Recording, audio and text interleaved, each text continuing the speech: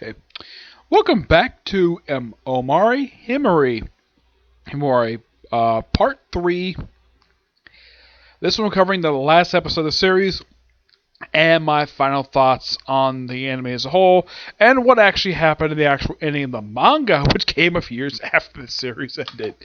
Okay, in this last episode, which picks up exactly where last episode left off, where you have Himari going into her super demon mode and having Tama, that's the nine-tailed fox, one of three great demons, bite her, kind of absorb some of her energy, turn back into the fox, and then get knocked to a cliffside, and then her going frickin' nuts, having all the whole girls who are there try to stop her. They all get sliced up, though they don't die. They get the clothes torn, and well, you just basically just decides, okay, I'm gonna get up, pick up the sword, and think I cut her, but nope.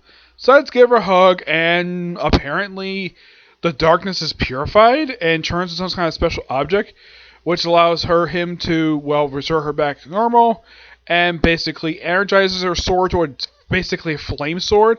Also changes her attire to this outfit, which is from the manga, by the way, and also the essential the male demon there turns to his ogre form, just because, despite the fact he has barely any power to do it, and having Himari just slice him up, and that's it. Yep, and everything is like mostly back. Of course, she gets her alpha restored the way it was before, her not remembering exactly what happened, and well, they decided to just try, like, use same power to well, she got the power is awakened, no need to have any around anymore. And he tried to use it again to fix her with clothes, doesn't work, and Tama's gets up. Apparently, she's back to her normal human-looking form. And they all and of course, Kaya's you're useless. And then all the girls, including you, decide to go back to Yu's house. All of them. Just chat it out, have some ice cream. And then they get a knock on the door. It's basically their teacher, which it's Yu's teacher, Tenzo, and the class rep, wondering where the heck they were when the whole city was in ruckus. And, well, they had this funny moment, Himari and Riko come out, and then we have all the girls just pop their heads, every single one, and this is so hilarious. The fact that all of them just pop their heads like this, and they're all like, so this is what you've been up to.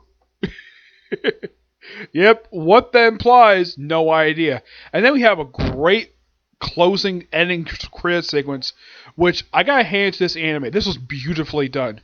It's basically showing off when Yu and his parents first moved to this particular house. Then they have their, of course, because eventually they passed. Of course, they meeting Rinko, and then of course they had their funeral, which after they passed away, and basically slowly him growing up and seeing Himawari find his house, and then of course they have the three people who came to the house leave abruptly, chastising the agent, which, by the way, he got beaten up by Dendro, and, well, that's pretty much, and of course everybody's just watching it out, and that's pretty much it.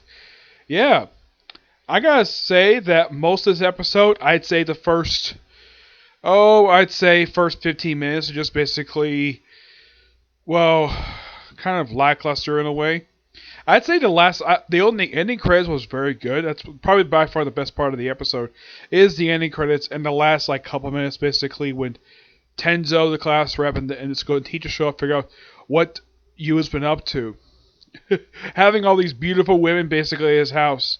One who happens to be his fiancée, which he doesn't bother to tell her that. Yep. And yeah, that's the last episode of the series. Now, in case you're wondering, what the heck happened at the end of the manga? What happened now? What did they skip over aside from what I mentioned? Well, they had various battles over the course of the series, battling our demon slayers, other demons. It was quite an interesting series to read. And at one point, Himawari actually briefly leaves, and of course, also Yu becomes his own demon slayer because, well, he thinks those are done. That probably is inspiration from here. Though he does bring her back, and then the last thing you see in the last chapter is him waking up and he's completely naked and he's in bed with all the women in the series, every single one of them, including the class rep. I think even his teachers there was like all of them, like he's like, why are these women all naked? Also, he's in a giant bed. Yep. And I'm sure any male reader is probably wondering, which girl's gonna take his virginity first? I'm sure that's probably what everybody's probably wondering, which girl he's gonna sleep with first. Yeah, they'll probably put money on Rinko or probably Caillou doing it first, or probably Himari. Yeah, but the ending of the manga was quite hilarious. Also, the manga was basically, if anybody's read the manga for the series, it has lots of nudity. Like almost every single character who appears the entire series, at one point during a chapter, goes completely naked. Yes, every single one. Now, what happened last chapter, that was the only time you actually happened with him in the series, one of like a couple times. Most of the time he was fully clothed. Unlike the girls are always shown in nude because lots of fan service, because it seems like the series was meant to be for guys, showing basically a 16-year-old guy being so lucky to be with a dozen women. Yep. One had to be a childhood friend, the other one being his fiance, and a bunch of demons. Yep. One lucky guy. Anybody can tell that when it comes to you. The series is actually a pretty good read, if anybody wants to take a chance to try it out, but I would probably recommend people who are in high school read this damn thing, because this is not a series for little kids. Now, in case you're wondering, do they swear in this series? Nope, it's mostly a lot of sexual innuendo in this series and lots of nudity. That's what you can say the series is famous for. Well, the thing is, at least it's probably known for some people.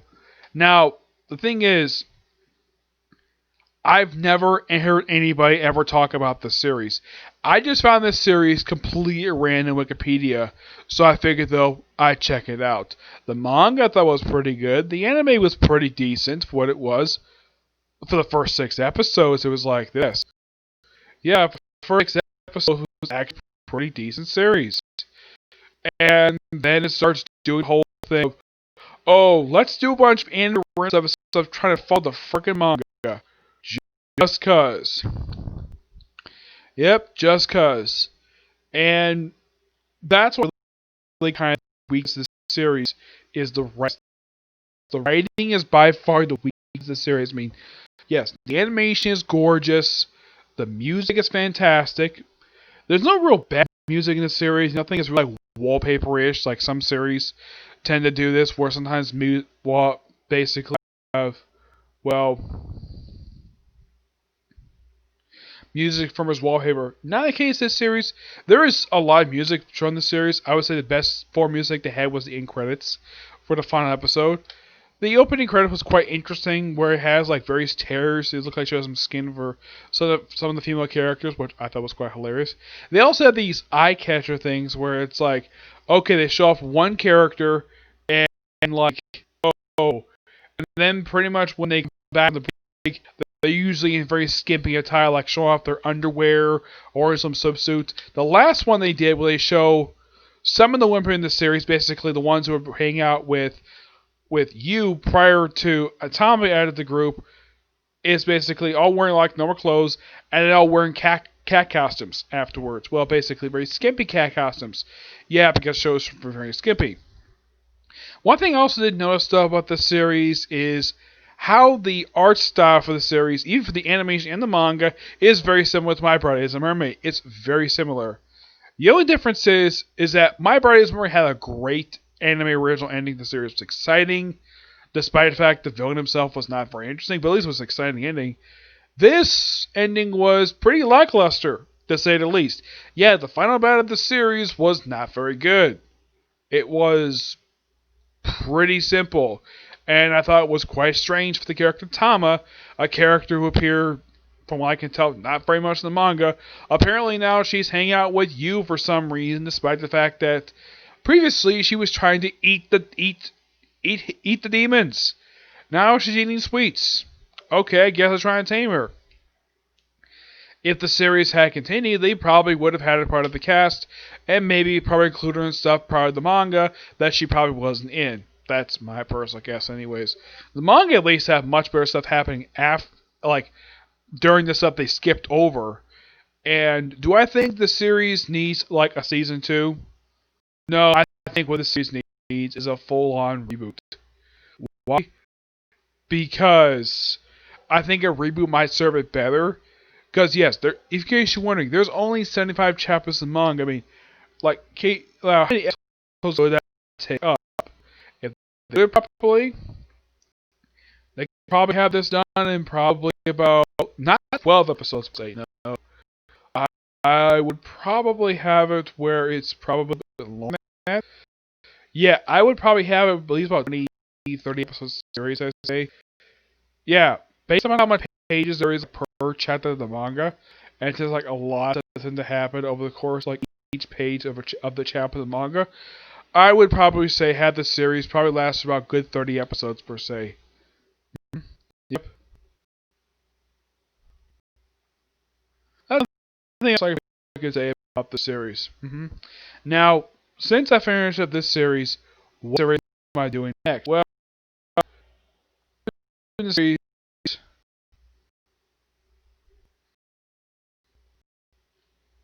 Frutia. Frutia from Comic World's Strongest. Yeah, I'm gonna be watching this anime next, but first, read the light novels first. And I've heard the adaptation of the series is not very good, but that's basically me if in fact the thing is good or not. But what about the final thing, the adaptation for the series? First half is good. Second half is terrible. Yes, because they really cut stuff here, and I never heard anybody ever discuss the series online. Never looked at any reviews of the series, so I don't really know exactly like how much per se that how people feel about the series as a whole. Yeah. There are fans per se. I'm sure people probably think, "Oh yeah, we need a season 2." If you read the manga, no, we need a full-on reboot. Like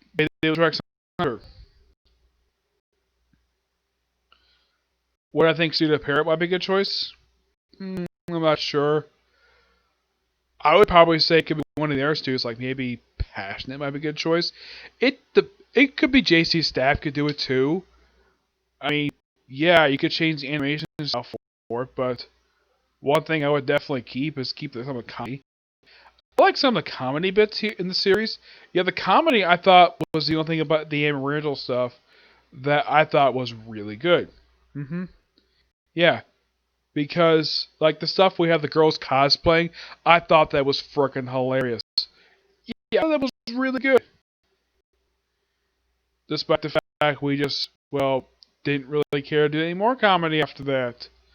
Nope, no more comedy for some strange reason. I have no idea why, but yeah, not much else to say about the series. But there's that. So that's it for this particular review. Now, in the case of my next review for the video up, it's probably gonna be Black Clover because there was a new episode that came out today. So I figured though, watching the review for plus do review the newest chapter of the manga as well. Okay.